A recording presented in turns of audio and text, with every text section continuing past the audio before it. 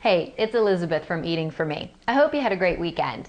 I know though that weekends sometimes can be more challenging as far as making Healthify decisions because you're out and about more. You might be going out to happy hour or going out to dinner or to the movies. So it's a little bit more difficult to make the decisions you might want to make whenever you're out and about, as opposed to already having healthy ingredients at home to cook your dinners.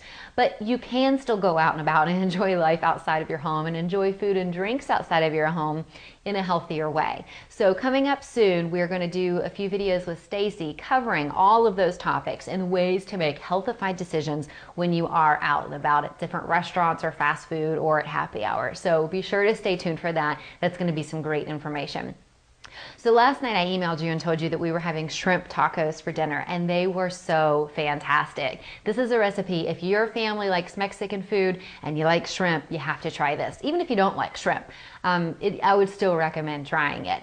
And coming up, Stacy's going to tell us at the end of the month when we do our wrap up, she's going to go over these different recipes and talk about why shrimp was a better option than ground beef to use for tacos. But she's the expert, so I'm going to let her tell you all of that stuff. I'm just going to tell you how we fixed it.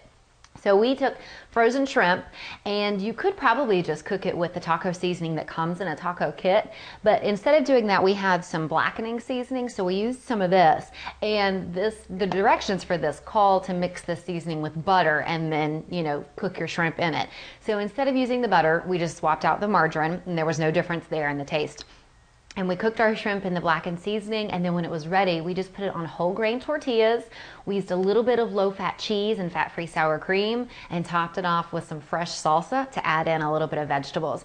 And they were so fantastic. I highly recommend trying these shrimp tacos. That's something we are definitely going to be eating a lot of from here on out.